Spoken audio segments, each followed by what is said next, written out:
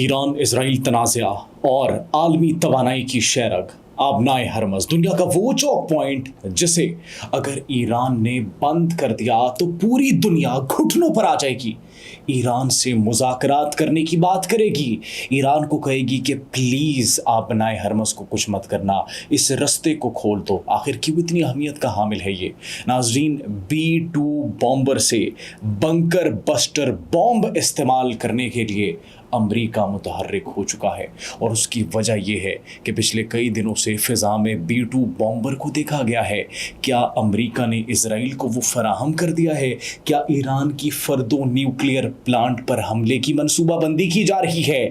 مشرق وسطی سے تمام سفارتکاروں کی فیملیز کو واپس بلا لینا، اور اب یروشلم سے بھی سفارتکاری عملے کو واپس بلا لینا امریکہ میں کس بات کا ثبوت ہے؟ کیا ہونے والا ہے؟ کیا کوئی نئی جنگ جو ہے صورت اختیار کر جائے گی؟ امریکہ اس جنگ میں کودے گا یا پھر نہیں؟ ایران کے پاس کیا آپشن ہوگا؟ سوال یہ ہے اس جنگ کو روکنے کے لیے۔ یہ سب آپ کو بتائیں گے اپنے آج کے اس ولاگ میں۔ آپ سب پر سلامتی ہو، مجھے جواد یوسف کہتے ہیں۔ ناظرین، عالمی توانائی کی شیرگ آبنائے ہرمز، یہ وہ سمندری راستہ ہے، 33 کلومیٹر اس کی جو ہے وہ لمبائی ہے، اور یہ شمال خلیج فارس اور خلیج عمان کے بیچ ان کی سرحد کے درمیان ایک علاقہ ہے، اور انتہائی اہمیت کا حامل ہے۔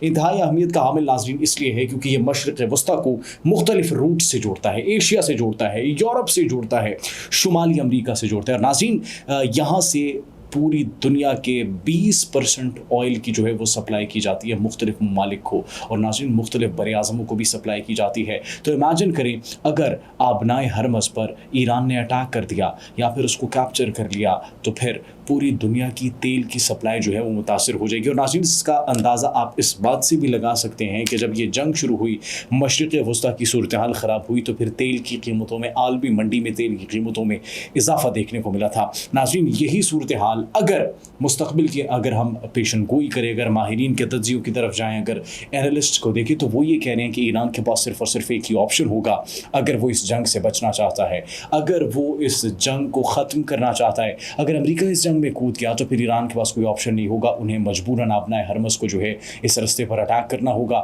ان کو اپنی نیوی کو مضبوط کرنا ہوگا۔ لیکن ناظرین سوال یہ ہے کہ کیا ان کی نیوی امریکی نیوی کا، امریکی بحریہ کا مقابلہ کر پائے گی یا پھر نہیں؟ کیونکہ 2 بحری جنگی جہاز جو ہے، بیڑے جو ہیں، وہ انہوں نے مشرق وسطیٰ کی طرف روانہ کر دیے تھے اور وہاں پر موجود ہیں، اور ایک اور جو ہے وہاں پر بحری جنگی جہاز جو ہے وہاں پر پہنچنے والا ہے۔ اس کے ساتھ ساتھ فضاؤں کے اندر جو ہے B-2 بامبر کو بھی دیکھا گیا تھا، یہ خبریں بھی موصول ہو رہی ہیں۔ ناظرین یہ انتہائی اہمیت کا حامل ہے آبنائے ہرمز، اور یہ اگر اس کی تاریخ کا ہم بات کریں تو پھر یہ تنازعات سے بھری ہوئی اس کی تاریخ ہے، یہ ابھی کی بات نہیں ہے ناظرین، یہ اس کے اوپر بڑی جنگیں ہوئی ہیں، بڑے محاذ کھلے ہیں، اور پھر دنیا کی جو ہے وہ تیل کی سپلائی بھی بڑی متاثر ہوئی ہے۔ اگر ماضی کی بات کریں، ماضی کے اندر بھی اور پھر مستقبل کے اندر بھی یہ خدشہ، یہ امکان ظاہر کیا جا رہا ہے۔ ناظرین دنیا میں سب سے زیادہ LNG برآمد کرنے والا ملک قطر جو ہے وہ بھی اسی روٹ کا، آبنائے ہرمز کا جو ہے وہ استعمال کرتے ہیں۔ ناظرین 1980 سے 88 کے اندر ایران عراق جنگ جو ہوئی تھی، اس کے اندر بھی اس ٹریڈ روٹ کو جو ہے وہ نشانہ بنانے کی کوشش کی گئی تھی، اور اسی لیے اس جنگ کو جو ہے وہ ٹینکر جنگ کے نام سے بھی جو ہے جانا جاتا ہے۔ ناظرین پھر بحرین کے اندر جو امریکی فلیٹ ہے، امریکہ کے فلیٹ جو ہیں، ان کو جو ہے یہ رسپانسبلٹی دی گئی تھی کہ وہ اس روٹ کی جو ہے وہ حفاظت کریں۔ ناظرین پھر اگر مزید آگے بڑھیں اور اگر آپ یہ سوچیں کہ اگر اس رستے کو روک لیا گیا، اس رستے کے اوپر حملہ کر دیا گیا، اس کا کنٹرول ایران کے پاس آ گیا، تو پھر کیا ہوگا؟ ناظرین پوری دنیا کے اندر تیل کی قیمتیں تو آسمان پر جائیں گی، پھر یہ فی بیرل کی جو قیمت $70 سے $80 بھی چل رہی ہے، ناظرین یہ پہنچ جائے گی $150 بیرل تک، $150 فی بیرل تک قیمت پہنچ جائے گی، مطلب یہ تقریباً دگنی ہو جائیں گی۔ پاکستان کے اندر اگر $250 پیٹرول اس وقت لیٹر موجود ہوگا تو پھر وہ $500 فی لیٹر تک پہنچ جائے گا، اور یہ صرف پاکستان کے اندر قیمتیں نہیں بڑھیں گی بلکہ عالمی منڈی کے اندر قیمتیں بڑھیں گی۔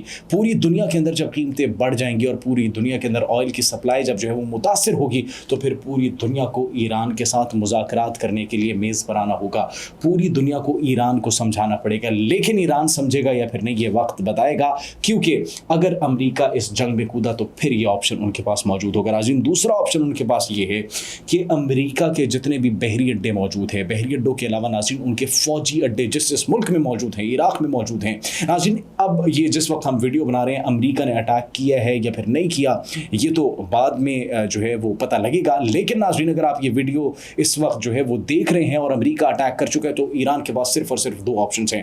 پہلا آپشن آبنائے حرمز کا ہم نے آپ کو بتا دیا. دوسرا آپشن ان کے پاس یہ ہوگا کہ ان کے جتنے بھی جنگی اڈے ہیں مشرق وسطیٰ کے اندر ان کو ٹارگٹ کیا جائے. اور ناظرین وہ انتہائی اہمیت کے حامل ہے کیونکہ مشرق وسطیٰ کے اندر ایک کنٹرول جو ہے، ایک ہولڈ جو ہے امریکہ کا، وہ کہیں نہ کہیں کسی نہ کسی حد تک ان کے اڈوں کی وجہ سے ہے. اگر ان کے اڈوں کو نشانہ بنا دیا گیا تو پھر ان کے لیے وہاں پر ہولڈ کرنا انتہائی مشکل ہو جائے گا.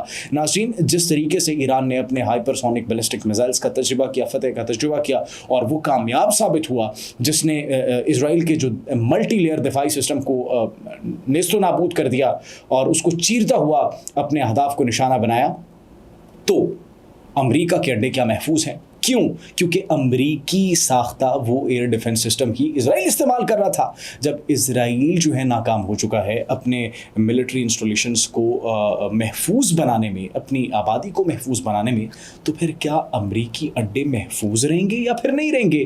یہ وقت ہی بتائے گا. لیکن یہ دو آپشنز ایران کے پاس جو ہے وہ موجود ہیں. ناظرین ہم پہلے آپ کو بتا رہے تھے 1980 سے 88 کے اندر ایران اور عراق کی جو جنگ ہوئی تھی اس کے اندر اس روٹ کو جو ہے متاثر کرنے کی کوشش کی گئی تھی، جس کے بعد رسپانسبلٹی دے دی گئی تھی امریکہ کو، بحرین کے اندر موجود امریکہ کے فلیٹ کو، کہ وہ جو ہے اس روٹ کی جو ہے وہ حفاظت کرے. ناظرین آگے بڑھیں تو ابھی تک یہ بھی کہا جا رہا ہے کہ ابھی تک آئل ریفائنری کو کسی ٹارگٹ نہیں کیا ایران نے ابھی تک ان کی ملٹری انسٹالیشنز کو، ان کے موساد کے ہیڈ کوارٹرز کو اور ان کی اہم تنصیبات کو، فوجی اہداف کو، تنصیبات کو جو ہے وہ نشانہ بنائے، لیکن ابھی تک کسی بھی آئل ریفائنری کو نشانہ نہیں بنایا. اگر آئل ریفائنری کو نشانہ بنائے تو پھر جو ہے ناظرین یہ صورتحال کشیدہ ہوتی چلی جائے گی اور پھر عالمی منظرنامے پر اگر آپ نظر دوڑائیں گے تو پھر باقی ممالک، دیگر ممالک بھی اس جنگ کے اندر کود سکتے ہیں. ناظرین 1988 میں امریکہ نے ایک مسافر طیارہ جو ہے وہ مار گرایا تھا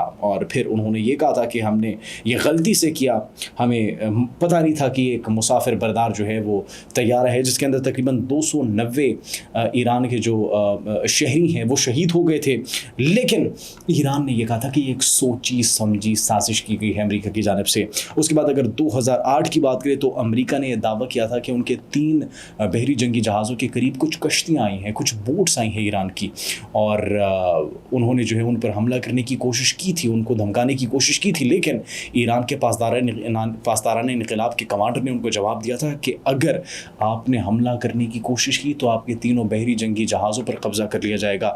اس کے بعد 2010 کی اگر بات کریں ناظرین تو جاپانی تیل بردار ایک جہاز تھا، وہ وہاں سے ٹریول کر رہا تھا جس کو القاعدہ کے ایک گروپ نے نشانہ بنایا تھا. ناظرین 2012 کی اگر بات کریں تو ایران کے اوپر جو ہے پابندیاں لگانے کی، ایران کے ساتھ جو ہے وہ آئل ایکسپورٹس امپورٹس جو ہے وہ مکمل طور پر بند کرنے کی جو ہے ان کو دھمکیاں دی گئی تھی امریکہ کی جانب سے، اور یورپ کی جانب سے پابندیاں بھی لگائی گئی تھی، جس کے بعد ایران نے ناظرین دھمکی دی تھی کہ وہ آبنائے حرمز کو جو ہے وہ بند کر دے گا.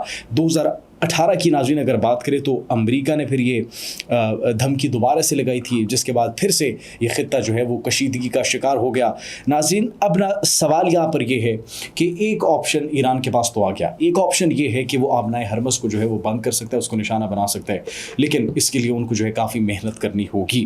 اب دوسرا ایک اہم جو مسئلہ ہے ایران سے اسرائیل کو اور امریکہ کو، وہ ہے ان کا فردو نیوکلیئر پلانٹ، جو کہ چٹانوں میں چھپا ہوا ہے، زیر زمین ہے، اور اس کو نشانہ بنانے کے لیے بنکر بسٹر بوم درکار ہوتا ہے. یہ ایک ایسا بوم ہے ناظرین جو کہ 200 فٹ تک جو ہے وہ گہرائی میں جا سکتا ہے اور تباہی، it can cause destruction, concrete کو تباہ کر سکتا ہے، چٹانوں کو چیر سکتا ہے، اور اس کا وزن جو ہے وہ تقریباً 13,000 کلو گرام سے زائد اس کا وزن بتایا جاتا ہے، 13,600 کلو گرام کے قریب اس کا وزن بتایا جاتا ہے. تو اتنے ہیوی بنکر بسٹر بوم کو کیری کون کر سکتا ہے؟ اس بوم کو B-2 بامبر کیری کر سکتا ہے، اور وہ اسرائیل کے پاس موجود نہیں ہے. ناظرین وہ کچھ پروازیں دیکھی گئی تھیں، ان پروازوں کے اندر B-2 بامبر کو فضا میں اڑتے ہوئے دیکھا گیا تھا. تو ناظرین اب امریکہ اس جنگ میں یہ خدشہ ظاہر کیا جا رہا ہے کہ کسی بھی طریقے سے کود سکتا ہے، اور انہوں نے پھر اس B-2 بامبر سے بنکر بسٹر بوم کو جو ہے وہ آپریٹ کرنا ہے، استعمال کرنا ہے. اور یہ وہی صرف واحد بوم ہے جو کہ نیوکلیئر پلانٹ کو چٹانوں کے بیچ جو ہے کسی آپ کی چھپی ہوئی ملٹری انسٹالیشن کو نشانہ بنا سکتے ہیں. اس کے علاوہ کوئی آپ کے چٹانوں کے درمیان زیر زمین بنکر جس کو نشانہ نہیں بنا سکتا. تو ناظرین اب امریکہ اس جنگ میں کودے گا یا پھر نہیں کودے گا یہ وقت ہی بتائے گا، لیکن ایران کے پاس کچھ آپشنز جو ہے وہ بالکل واضح ہیں۔ ایران نے پہلے بھی اس بات کی جو ہے وہ کلیئرٹی دی تھی کہ اسرائیل اگر اتنا کیپیبل ہوتا ہمارے خلاف لڑنے کے تو وہ امریکہ کی مدد حاصل نہ کرتا۔ ایران کے جو سپریم لیڈر ہے آیت اللہ خامنئی، ان کے پاس جب یہ بیانات گئے تھے اور انہوں نے جب یہ رد عمل دیکھا تو انہوں نے پوری قوم سے خطاب کیا تھا اور انہوں نے کہا تھا کہ ہم پر آپ زور زبردستی، ہم پر آپ جو ہے وہ امن قائم نہیں کر سکتے، جنگ نہیں کروا سکتے، ہم پر پریشر نہیں ڈال سکتے، کیونکہ یہ قوم جو ہے وہ جنگ سے لڑتی نہیں ہے اور اس پر آپ کچھ بھی زبردستی مسلط نہیں کر سکتے۔ ناظرین، پھر وہ ایک انکنڈیشنل سرنڈر کرنے کی جو بات کی گئی تھی، انہوں نے کہا کہ ہم کبھی بھی سرنڈر نہیں کریں گے۔ ایرانی عوام پر جو ہے وہ دھمکیاں نہیں چلتی، اگر امریکہ نے اس جنگ کے اندر انٹری کرنے کی کوشش کی تو ان کو ناقابل تلافی نقصان ہوگا، اور ایسا نقصان ہوگا جو انہوں نے خود کبھی امیجن نہیں کیا ہوگا۔ ناظرین، یہ ان کی جانب سے پوری قوم سے خطاب کیا جاتا ہے اور قوم کو اعتماد میں لیا جاتا ہے، اور قوم کے اعتماد میں لینے کے ساتھ ساتھ امریکہ کو بھی یہ پیغام دیا جاتا ہے کہ یہ صرف اور صرف شروعات ہیں، اصل پکچر ابھی باقی ہے، یہ صرف اور صرف آغاز ہے۔ یہ کارروائیاں اس وقت جو ہم کر رہے ہیں یہ صرف اور صرف ہماری ملٹری لیڈرشپ کو جو نشانہ بنایا گیا اور شہید کیا گیا، یہ ان کے خون کا بدلہ ہے۔ ابھی تو ہم نے اصل کارروائی شروع ہی نہیں کی۔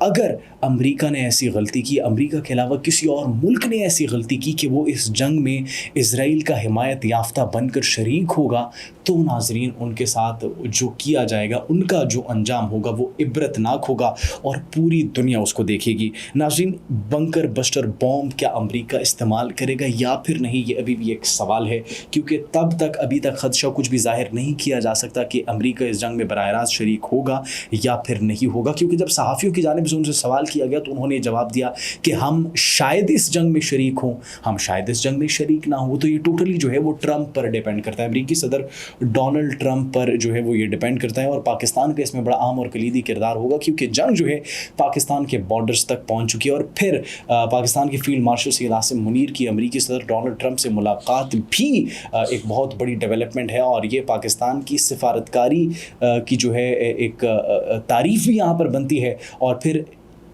ہندوستان بھارت سے پہلے پاکستان کا مدعو کیا جانا خطے کی صورتحال کے پیش نظر، خطے کی صورتحال کے تناظر میں اس بات کا منہ بولتا ثبوت ہے کہ بھارت کی زیادہ امپورٹنس ہے یا پھر پاکستان کی زیادہ امپورٹنس ہے اس خطے میں۔ تو یہ فیصلہ ناظرین آپ کیجیے گا۔ ناظرین، اب دیکھنا یہ ہے کہ ایران اپنے آپشنز کو یوٹیلائز کرے گا یا پھر نہیں، امریکہ اس جنگ میں شریک ہوگا یا پھر نہیں، یہ وقت بتائے گا۔ آپ کیا سوچتے ہیں اس بارے میں؟ کمنٹ سیکشن میں ضرور بتائیے گا۔ اپنا بہت خیال رکھیے۔ اللہ نگہبان۔